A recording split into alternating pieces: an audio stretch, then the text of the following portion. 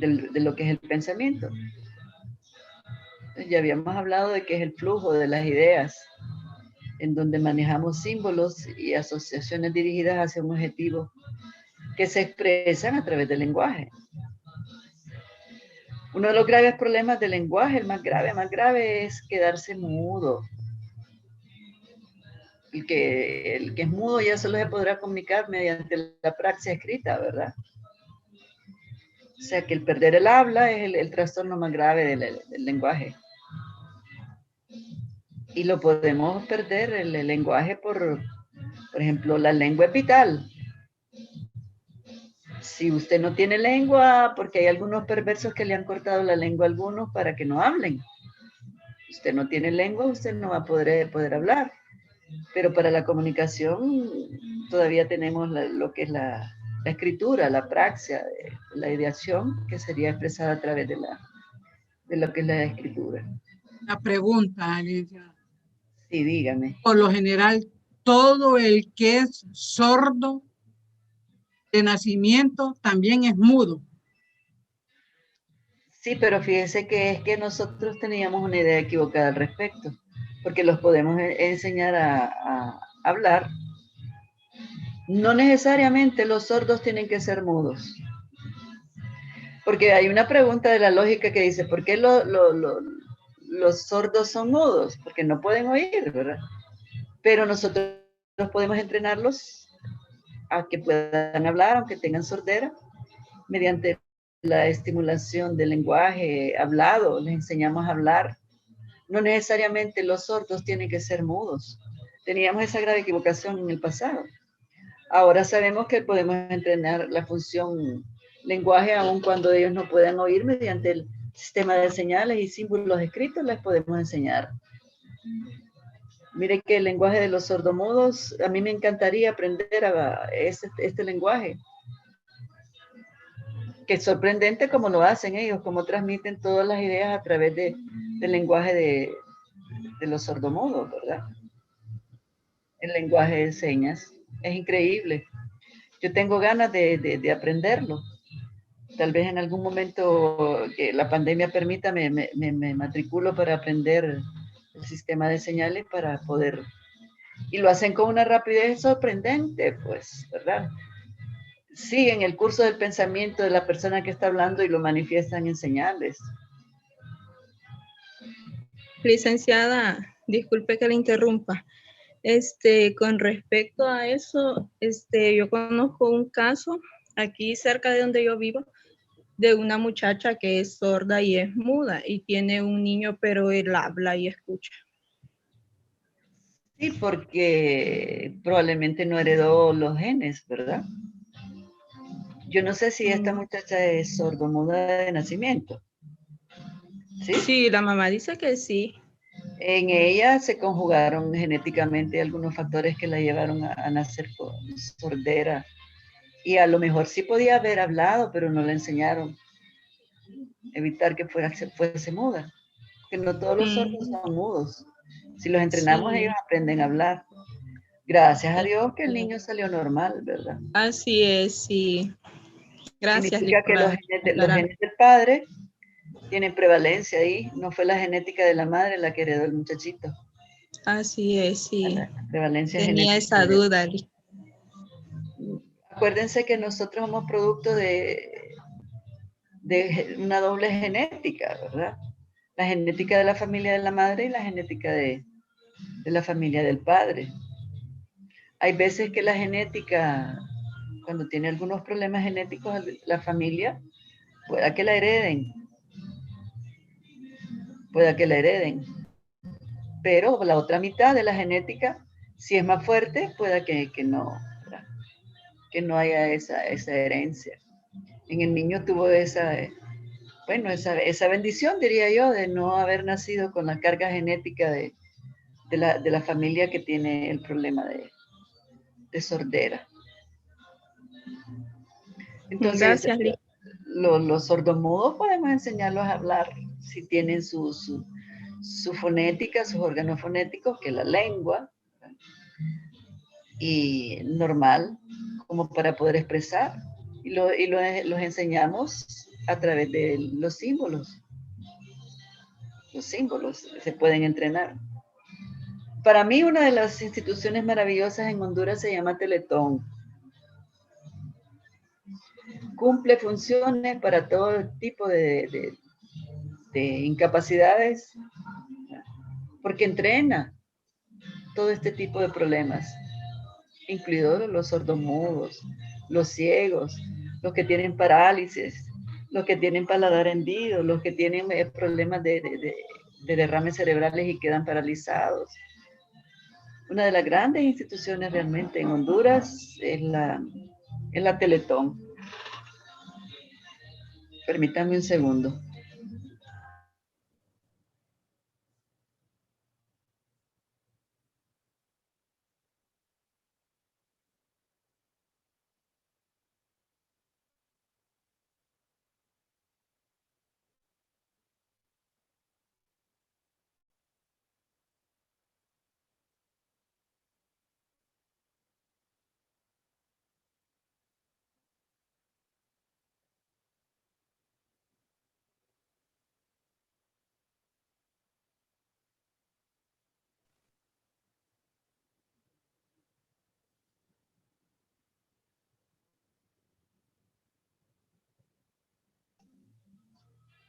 Entonces, si repasamos un poco, vamos a encontrarnos aquí,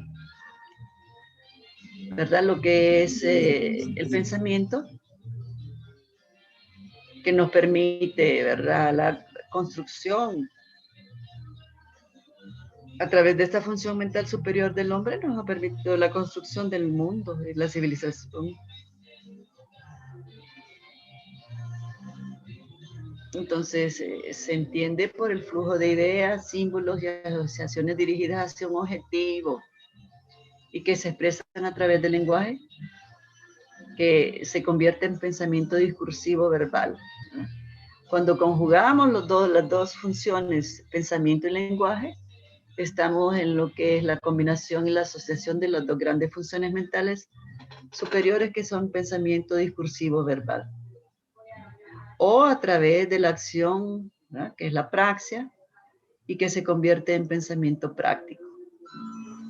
Cuando nosotras, por ejemplo, agarramos una aguja y la enhebramos y empezamos a hilar puntadas, y ahí estamos pensando, pero no estamos hablando ni leyendo, sino que estamos actuando.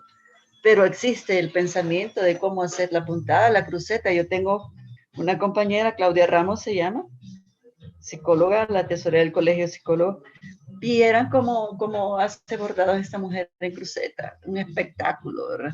Y ella en todo ese tiempo se mantiene ideando en sus pensamientos cómo ejecutar las puntadas hasta que tiene unas impresiones, unos cuadros divinos que son a pura cruceta, lo que sería el pensamiento práctico.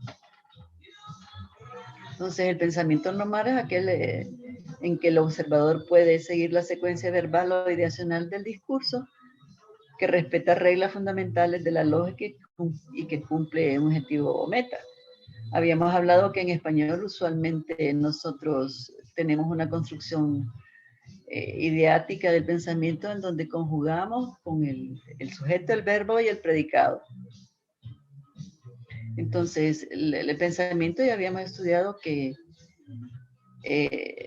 se distinguen distintos niveles para analizar el pensamiento. La estructura o curso formal del pensamiento, el contenido del pensamiento, la velocidad del pensamiento y el control del pensamiento. Entonces, esto conjugado normalmente nos lleva a lo que es el pensamiento normal. Características del pensamiento normal que tiene que estar organizado a nivel estructural. Y la particularidad es que cada uno de nosotros tiene un universo de ideas. Y ese universo de ideas es lo que se convierte en el contenido del pensamiento. Para nosotros, las ideas fundamentales, en nuestro caso, son las ideas que giran en torno a nuestra ciencia, la psicología. Por ejemplo, en el caso de Gloria, me imagino que también la ideación de su pensamiento y el universo de ideas giran en relación al derecho, a las normas, los códigos, las leyes, la Constitución. Forman parte del universo, de sus ideas y que tiene que manejar. Me imagino que hacía el manejo de esto cuando estaba ejerciendo su profesión como abogada. Entonces, todas esas ideas están contenidas, ¿verdad? En todo lo que son la legislatura, los códigos y las leyes. En cambio, nosotros, que la mayor parte del contenido del pensamiento gira en torno a nuestra ciencia, a nivel de lo que es la praxis, la profesión, el trabajo.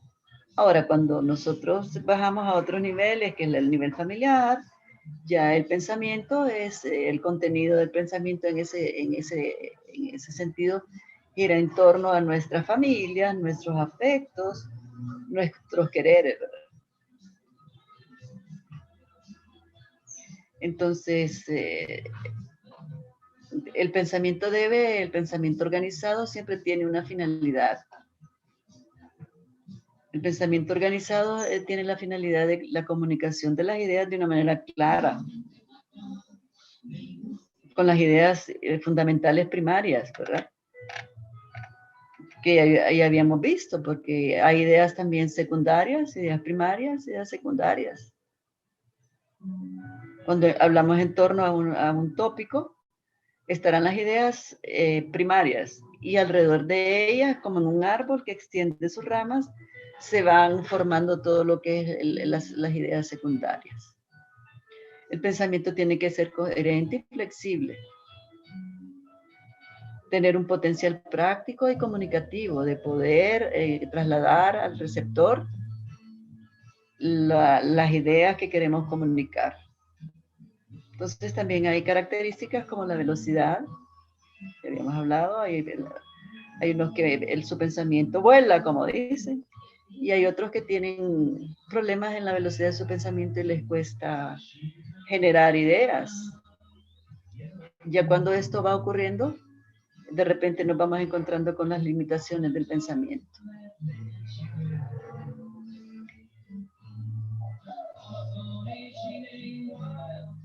En cuanto al control, nosotros expresamos lo que queremos, pero callamos también lo que queremos.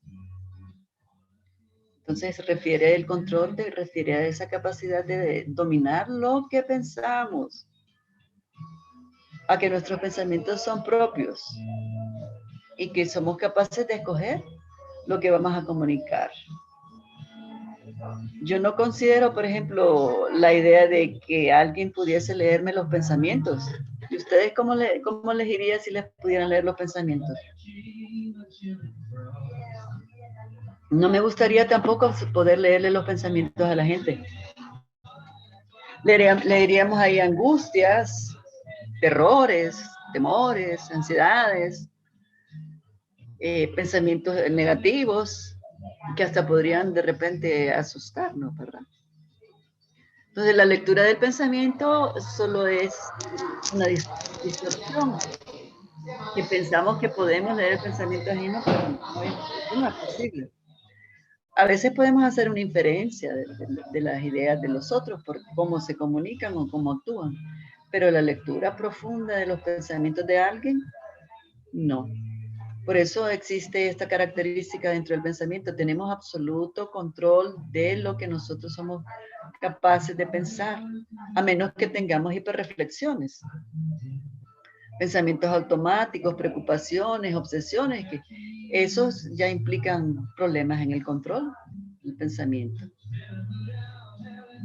Entonces, a nivel del pensamiento, también dependiendo del nivel, aparecen las alteraciones del pensamiento. Unas son en cuanto a la estructura. Ya habíamos hablado de todo eso. Yo estoy repasando con ustedes para dejarlos listos para el lunes, para su examen, y ubicándolos donde van a estudiar. Entonces, estudiamos la segunda parte de lo que es el pensamiento y sus alteraciones en cuanto a los niveles. Entonces, aquí están las alteraciones de la estructura del pensamiento. pensamiento circunstancial o detallista. Ahí estas personas tienen una dificultad para distinguir lo esencial de lo accesorio, de las ideas primarias de las secundarias. Hay veces que algunos nos quitan la paciencia porque de repente no llegan al punto y es cuando exigimos que, pero ¿cuál es tu punto? Pero el que anda por las ramas de repente está utilizando esta forma de la estructura, pensamiento circunstancial. Existe otra forma de la alteración de la estructura del pensamiento que es la tangencial. Ideas relacionadas, pero que no llegan a la idea principal o respuesta que se necesita. Pero aquí es de una manera a veces premeditada, que el otro no quiere llegar a la temática central, porque le puede generar un problema, no solo de angustia, de temor, de expresar lo que se piensa. Pero yo digo que debemos evitar pensamientos tangenciales. Uno tiene que ser directo en sus ideas, claro en sus ideas, y no reprimirlas, decir lo que se tiene que decir. El diálogo es fundamental para la comunicación del pensamiento. Pensamiento escamoteado, que ya lo habíamos estudiado también. Está vinculado a conductas oposicionistas. Y se evita un tema en forma voluntaria. Evitamos a veces hablar de la gente, aunque no siempre, ¿verdad? Hablamos de la gente a sus espaldas. Pero cuando consideramos y respetamos a los otros, evitamos hablar mal de las personas. Entonces, en mi caso, yo evito andar hablando mal de las personas. En forma voluntaria, aunque les conozca y conozca sus debilidades, sus defectos, pero trato de no meterme en el pensamiento, en la crítica. Después hay otro tipo de trastornos, respuestas de lado. Los evitantes tienden a hacerlo, responden a ideas responden a una idea que no tiene ninguna asociación con lo preguntado. Pensamiento concreto, que es muy común en los niños. Es muy común en los niños porque no han llegado a la capacidad de abstracción y a la generalización. Entonces el pensamiento concreto es pobre, pero es común en las primeras edades del desarrollo del pensamiento, concretismo del pensamiento.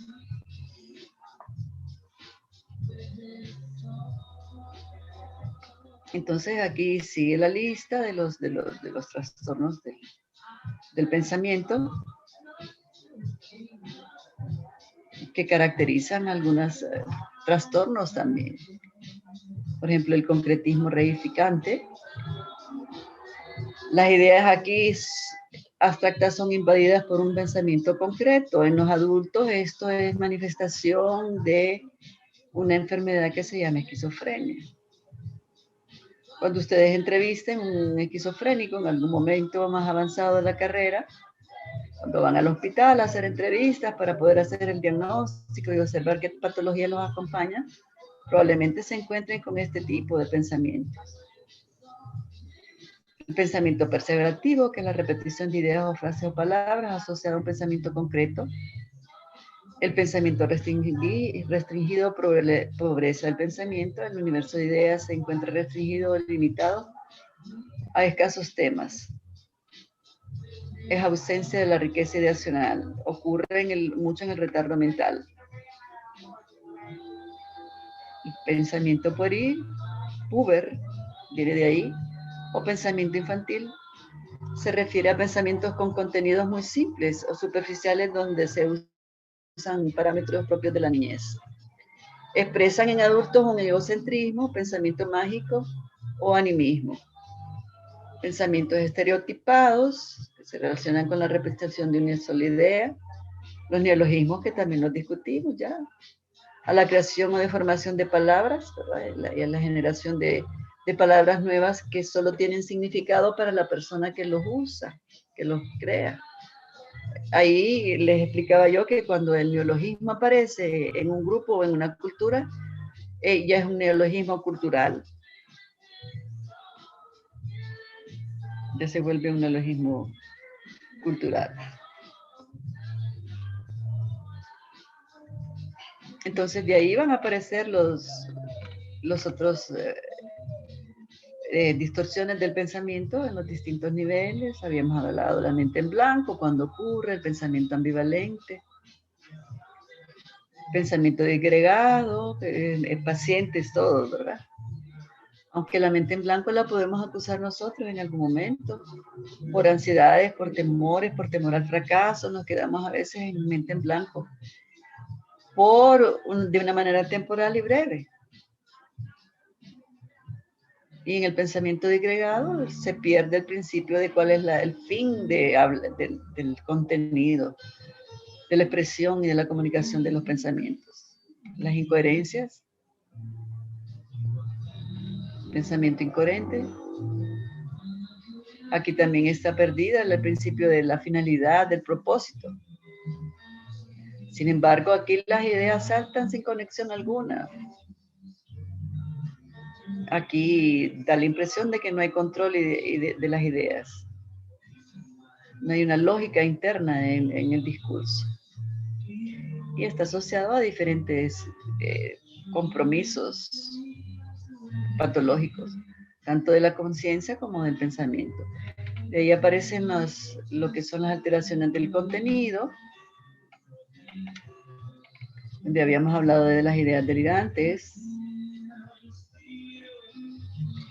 Aquí hay una que esto está, las alteraciones del contenido del pensamiento está muy vinculado a lo que son las hiperreflexiones, a la monotemática ideacional, a los pacientes que de repente, o las personas que de repente que se quedan fijados en un solo tema.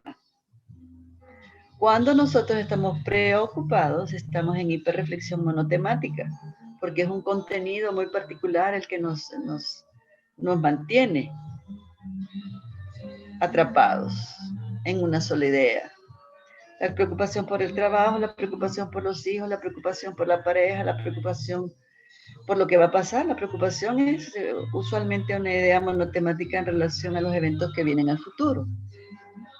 Y luego, de una manera más compleja, aparecen las ideas delirantes, en donde hay una fijación en una sola idea. Una fijación en una sola idea.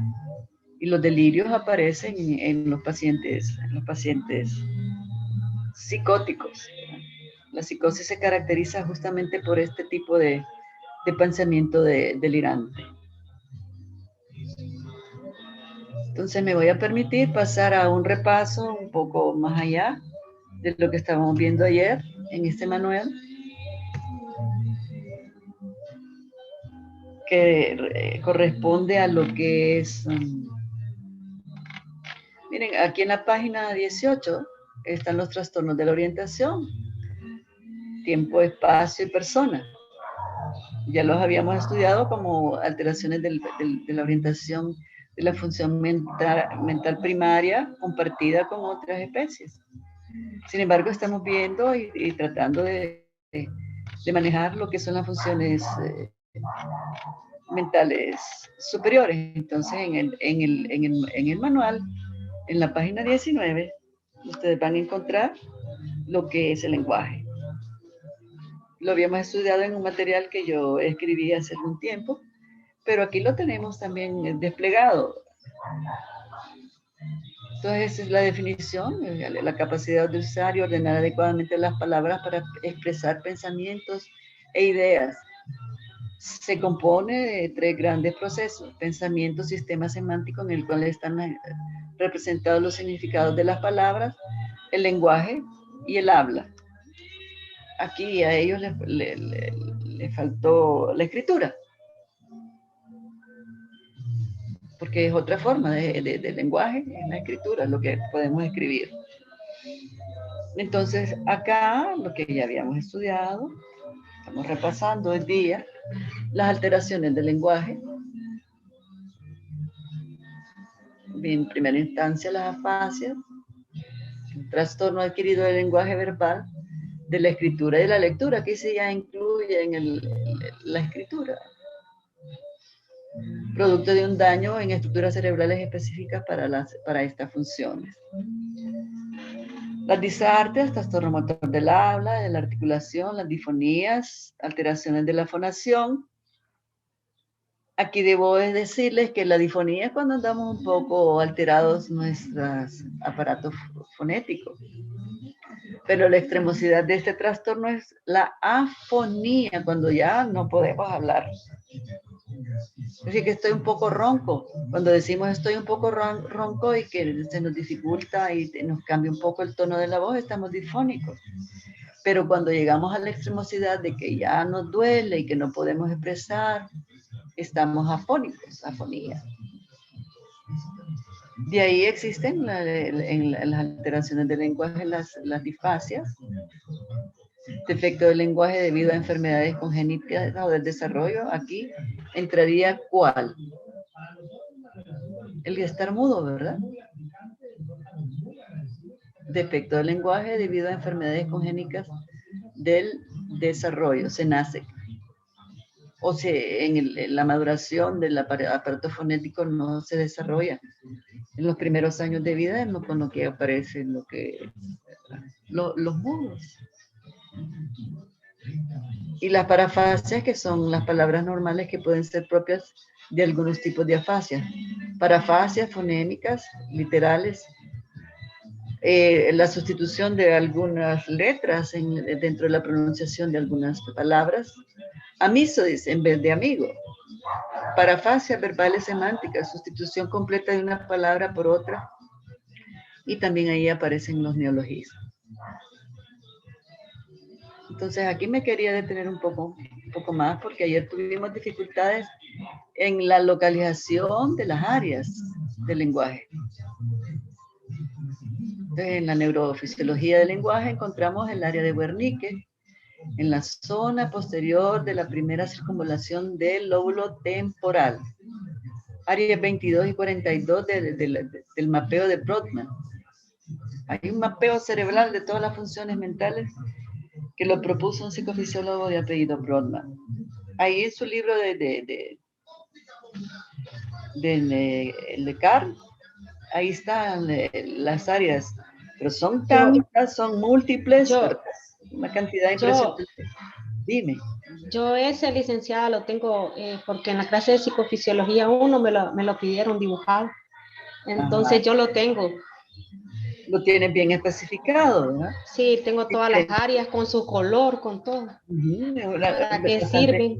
Ya el aprendérselo así, con las áreas especificadas, cada una de por ellas. Imagínense que en la circunvalación temporal del lóbulo aparece en las áreas de la 22 y 42. Si ya nos está hablando de 42 es porque ¿cuántas áreas llevaría ahí delimitadas, Brodmann? Ya va por la delimitación 42. Sería bueno que si se los puedes compartir de alguna manera, la manera en que yo a veces les comparto es con una fotografía en el celular, como las que yo les mandé hace algún tiempo. Se lo podemos, si tú quieres, se los puedes compartir, ¿verdad? Entonces, Brodmann, sí, yo se los mando. Vaya, pues, muchas gracias. Bueno.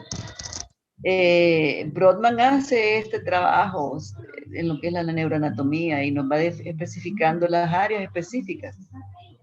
Entonces la Wernicke, ¿verdad? Que está en el lóbulo temporal, la densidad de sus neuronas está ahí en el lóbulo temporal. Y su función es la decodificación del sonido, convirtiéndolo en significado. Por eso cuando hablamos de la audición decíamos que estaba ubicada en el lóbulo temporal. Nos permite comprender el lenguaje. Es prioritaria para la emisión de un lenguaje adecuado para el resto de las áreas interpretativas de lo que es el lenguaje. Que en este caso el área de Broca, que está ubicada en la zona posterior del giro frontal inferior en las áreas 44 de Brodmann. Permite la emisión del lenguaje, o sea que es ejecutoria. Emisión del lenguaje, hablar. Está adyacente al área de Broca, que es la corteza primaria motora que controla los movimientos de la boca, la lengua, las cuerdas vocales para poder permitir el fenómeno del poder hablar, que es muy exclusivo de nosotros, ¿verdad? Y poder formular las ideas de una manera verbal, la morfosintaxis del lenguaje, poder convertir las ideas en habla, en lenguaje, morfosintaxis del lenguaje. De ahí dentro de la neuroanatomía del lenguaje también está el fascículo arqueado, arcuato en algunos otros libros, el fascículo, que es un haz de fibras que comunican Broca con Wernicke, pasando aproximadamente a un nivel de giro supramarginal del lóbulo parietal inferior. Los une, ¿verdad? Los comunica como un puente.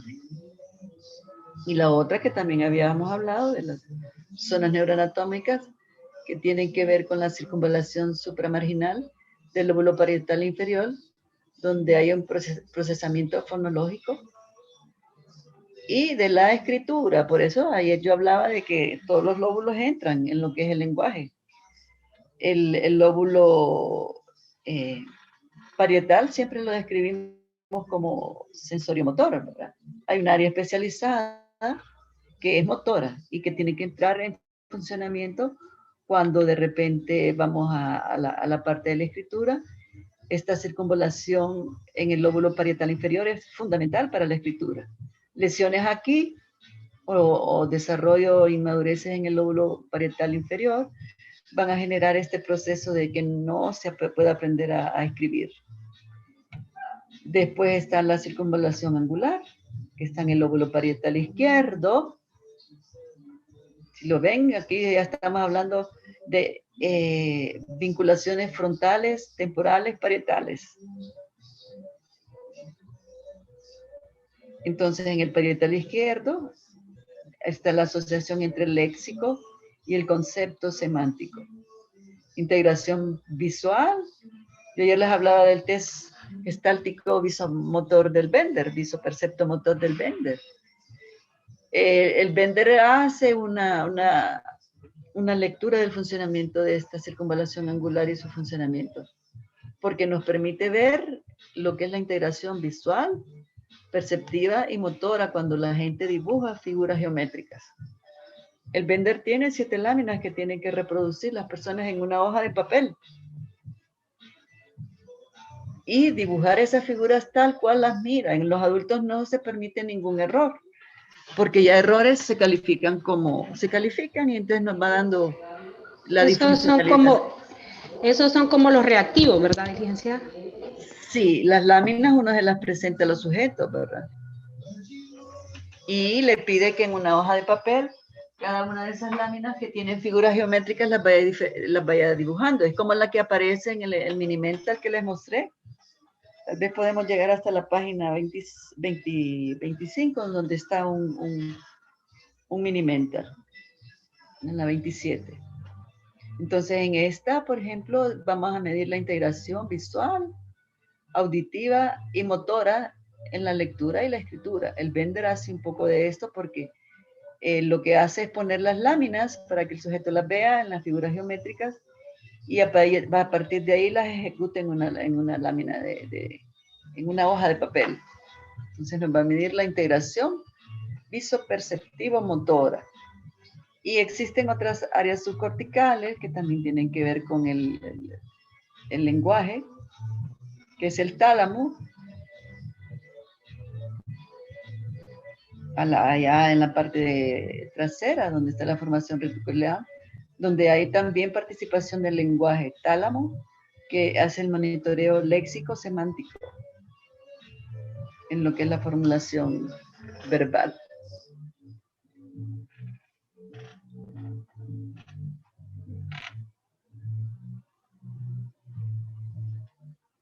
Entonces aquí aparece el proceso de lo que es el lenguaje. Entonces, las siglas son un poco en inglés, ¿verdad? Accede al léxico para seleccionar las palabras, en la B, AB, selecciona las palabras y las articula, en la C, selecciona los fonemas y vuelve al AB a través de la FA para la programación motora. Ese es el proceso del lenguaje. ¿Qué es lo que ocurre en A? Se piensa y se busca la palabra. La selecciona, luego pasa a la articulación para poderla expresar. Se seleccionan los fonemas para poder volver a la AB, a lo que sería el léxico seleccionador y las palabras articuladas. Entonces, las lesiones extensas de las zonas del lóbulo frontal, temporal, parietal, van a producir las afasias globales.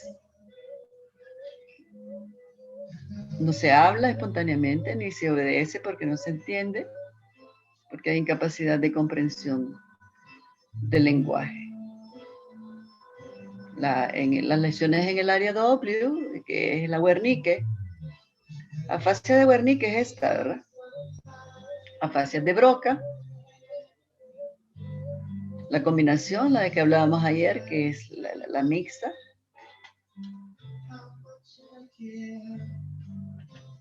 Entonces nos lleva a lo que son las afasias. Las afasias, una que es global y otras que pues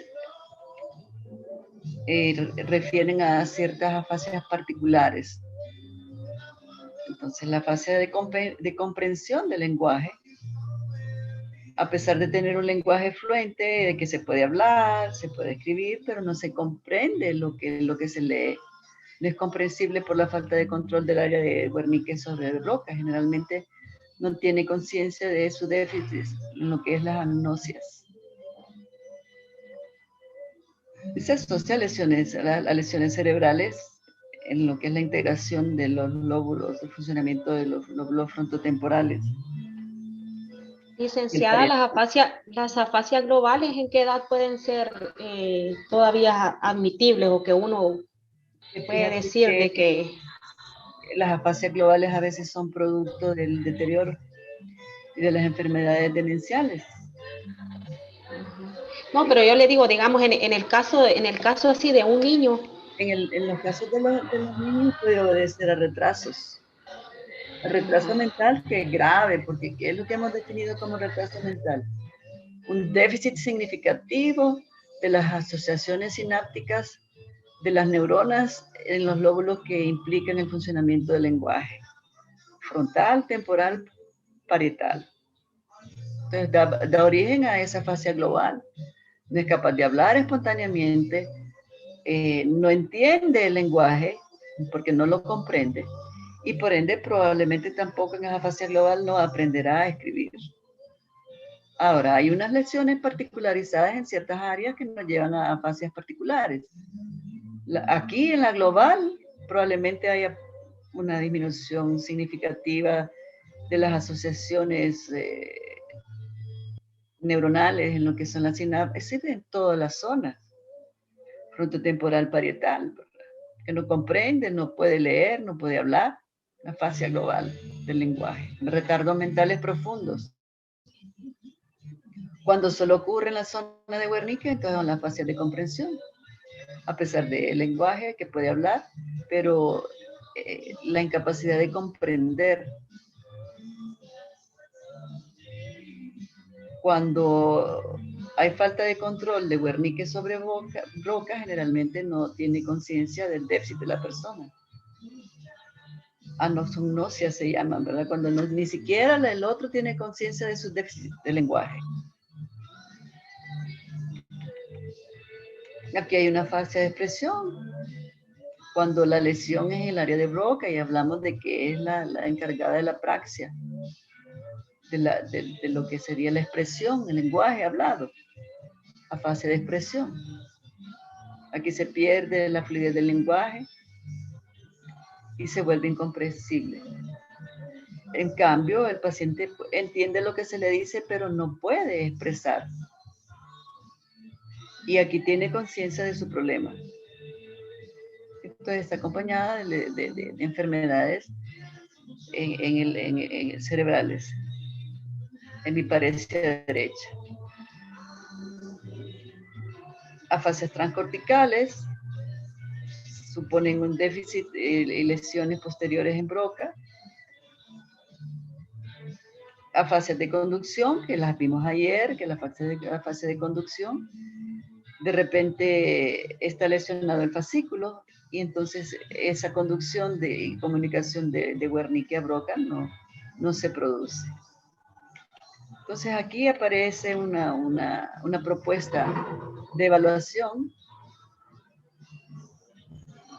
de la fluidez, de la comprensión, de la repetición y de la nominación, que son fundamentales para uno poder detectar los trastornos del lenguaje. Entonces aparecen aquí test formales de lectoescritura, de fluencia verbal y escritura, batería de afasia de Boston, hay uno, ¿verdad? Que aquí pueden orientarse para hacer su tarea. El Minimental, el test del Bender.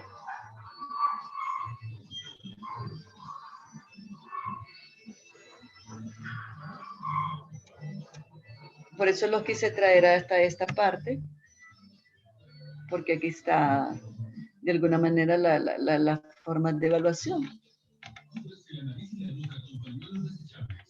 Aquí aparece en esta página 22 aparece la memoria, ¿verdad? Que función mental primaria compartida con las otras especies. El examen está centrado en las funciones mentales superiores que son exclusivas de nosotros.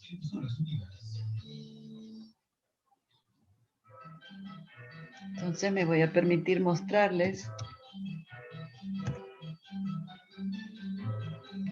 la función ejecutiva, que refiere a todo lo que es praxia. Praxia ejecutoria, función ejecutiva, dice en el manual. Pero esto es la praxia de ejecución. Poder llevar a cabo, a través de las ideas, planificar y llevar a cabo tareas secuenciales. Yo les puse una tarea que tiene que pensarse, buscarse y luego plantearse en una forma escrita, de manera planificada y secuencial. Les dije, debe tener el nombre de la prueba, debe tener el objetivo de la prueba para que fue diseñada, debe tener el nombre del autor, el diseñador, y debe tener el año de aparición. O sea que esa es una secuencia en donde yo les estoy poniendo una tarea ejecutoria de la que tienen que escribir en una secuencia.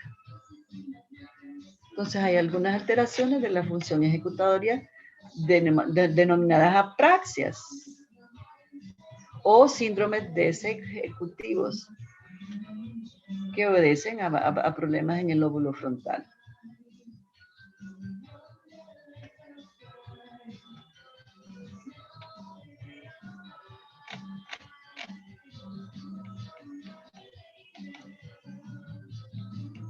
Que aparecen algunos síndromes de la apraxia y que están implicados algunas zonas neuroanatómicas.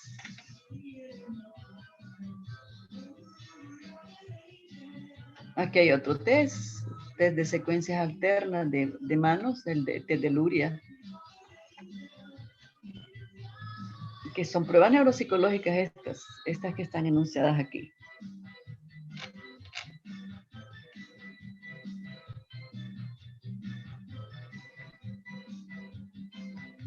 Entonces aquí aparecen una serie de pruebas.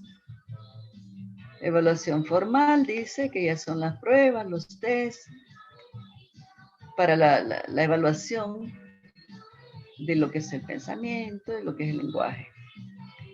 Esta prueba dígito símbolo, no sé, está dentro de la WISC, de la WIPSI también, no, de la WISC. Las que están estudiando WIPSI todavía no, porque no, los niños no han aprendido la asociación de lo que correspondería a dígito símbolo. Pero si yo les pidiese a ustedes que asociáramos números con letras, ¿a qué número se asociaría, a qué letra se asociaría el número 1? La I. Era la A. A la A, por supuesto, a la A, ¿verdad? Si asociamos letras y números, ¿cuál es la asociación de inicio de las letras? El 1 sería la A, el 2 sería la B. Y hay algunos que aprendimos a escribir en palabras a través del lenguaje numérico, para que nadie descubriera lo que estábamos escribiendo. En las cartas de amor, por ejemplo, iban palabras escritas en números. Entonces aquí hay una serie de tareas. Ajá. Hay unos que aprendieron a hablar con la F. Yo no sé ustedes, ¿verdad? Todo viene pronunciado con F.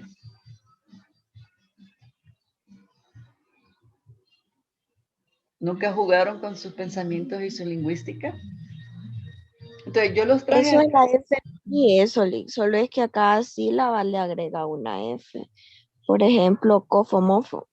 Co, fo, mo, fo. A cada sílaba le agrega la F. Yofo, kiefe, erofo, cafa, café.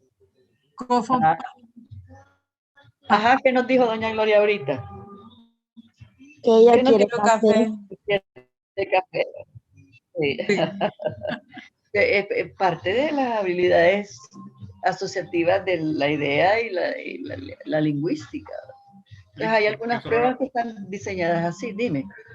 ¿Por qué solo las mujeres saben hablar así? Dicen que nosotros... Sí, sabía.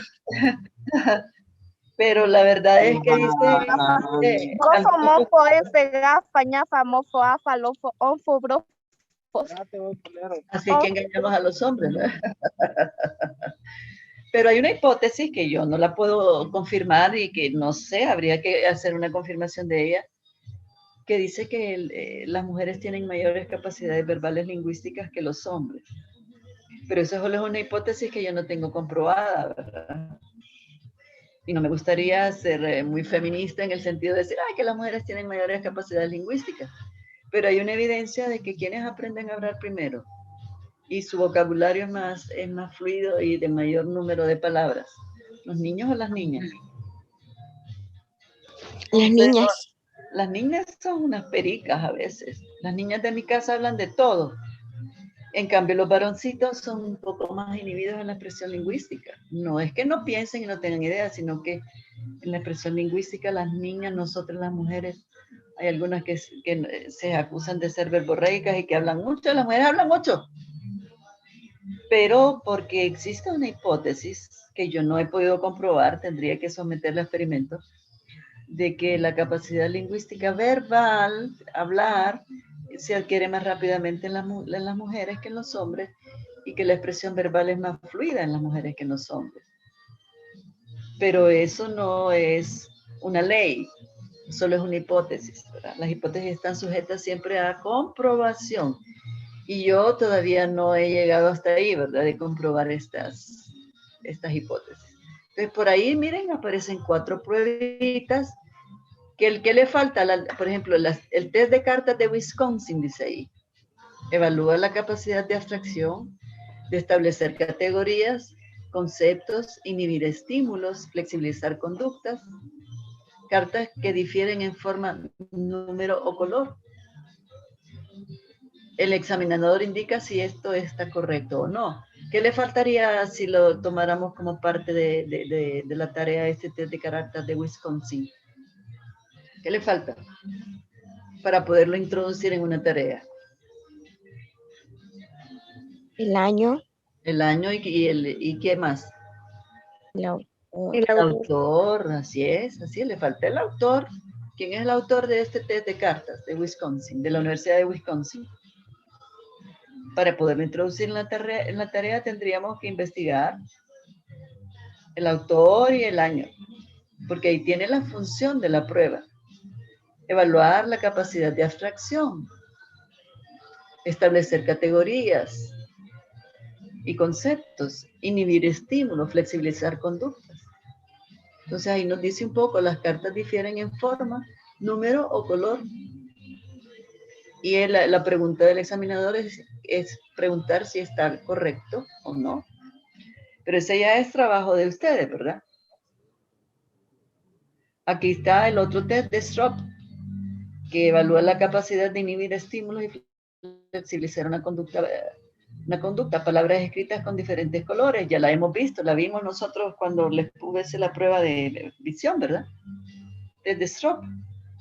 Cuando la palabra se le pide que diga el color de la palabra y no lo que dice la palabra.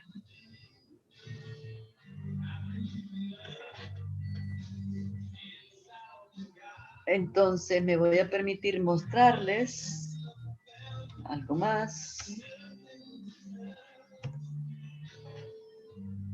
Aquí está el moca. No el café, ¿verdad? Es muy rico el moca. Mírenlo, el diseño de una prueba neuropsicológica de evaluación cognitiva de la Universidad de Montreal, en Canadá, que tiene de entrada la identificación de la prueba, lo que yo les estaba pidiendo, la identificación de dónde viene de allá, de por allá, de la Universidad de Montreal. Y tienen los datos generales de la persona de la que va a ser evaluada. Y tiene un poco el objetivo planteado, evaluación cognitiva de Montreal, dice. Y tiene los reactivos.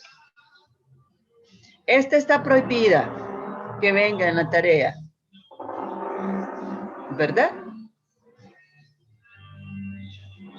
Entonces tiene el nombre, el nivel de estudio, el género, la fecha de nacimiento, la fecha de aplicación. Y aquí está el cuerpo de los reactivos.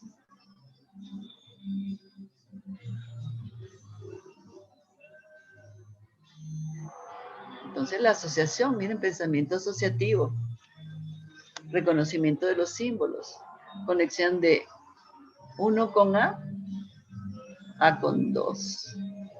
Con lo que el siguiente momento sería con qué conectamos la B. Y en el otro reactivo dice copiar el cubo. Dibujar el reloj donde se dibujan las manecillas 11 de la tarde o de la noche con 10 minutos. Y aquí está la puntuación. Aquí está la puntuación que le asigna el MOCA a cada uno de los reactivos. Puntuación se va colocando. Usualmente utilizamos el 1 como el acierto y el 0 para el desacierto. Entonces estos 3 momentos sumarían 5 puntos. Está midiendo la capacidad visoespacial ejecutiva. Un poco la praxia de ejecución aquí, en lo que ponemos a dibujar. Aparecen otros reactivos de identificación.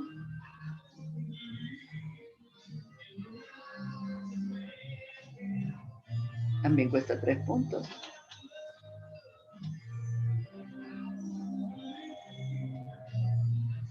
¿Qué estaría midiendo este segundo nivel? Este es el rey de la selva. ¿Cómo se llama este? León. Identificación, dice identificación.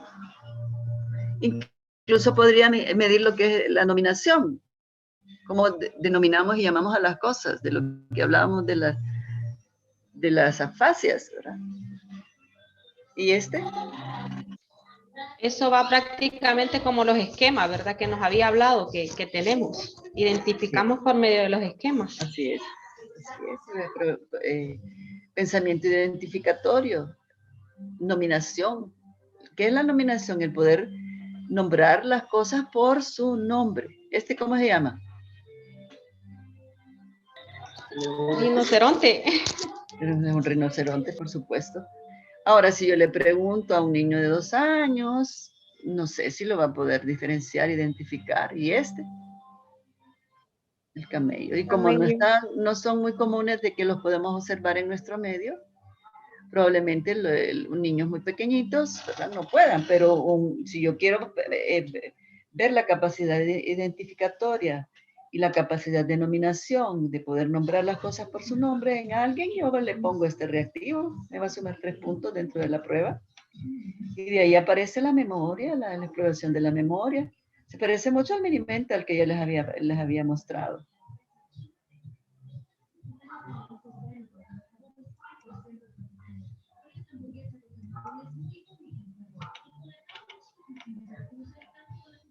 En la memoria que dice, lea la lista de palabras.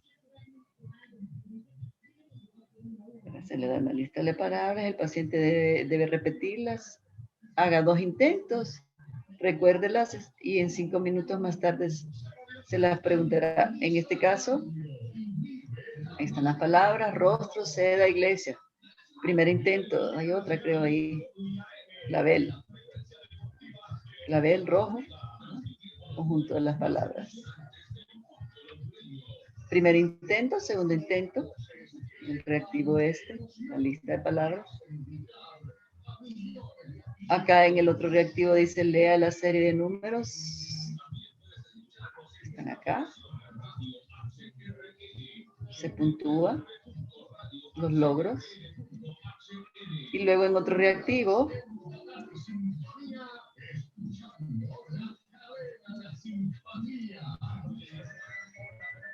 están estos que son de la atención. ¿Y este de qué sería? Este que dice, reste 7 en 7 empezando desde 100. Calculia. Calculia, muy bien. Y aquí usted lo detiene cuando ya llega, creo que al 65.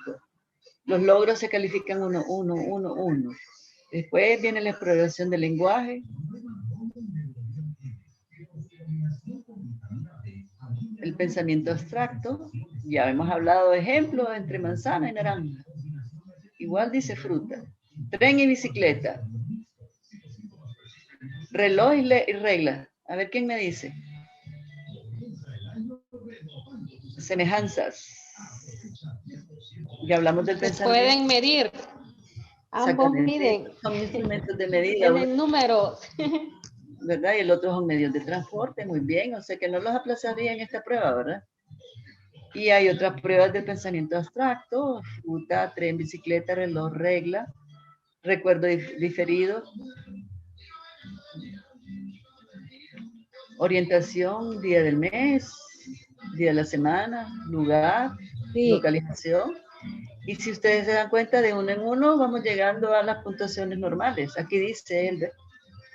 Ya tienen un instrumento que ustedes pueden sacar en una hoja de Word o de PowerPoint y tener un mini mental que aplicar, que viene de afuera y que no es muy conocido en la escuela de psicología. Ya tienen una manera de exploración. Normal dice entre 26 y 30. Puntuaciones menores de 26, dependiendo del área explorada en la que falló, vamos a poner un diagnóstico. Si falló aquí, por ejemplo, y le bajó 3 puntos, y si falló allá en atención, pues podemos poner paciente que tiene un rendimiento inferior en la prueba, estando comprometida la función abstracción del pensamiento y la atención o el lenguaje o la calculia o lo que sea que ustedes encuentren disminuidos. Ahí está. Entonces me voy a detener porque ya es más de la hora. Espero que la clase les haya servido muchísimo para motivarlos a estudiar, para esclarecerles conceptos y para tener mayor curiosidad de qué es lo que cómo medimos las funciones mentales primarias superiores en la PICO. Estén bien. Mañana los dejo en libertad. Tienen jueves, viernes, sábado, domingo para estudiar. Mañana no hay clase. Gracias, licenciada. El lunes a las 3 de la tarde en la plataforma. Buenas tardes, hijos. Que estén bien. Cuídense, por favor. Gracias, Bendiciones. licenciada. A la orden.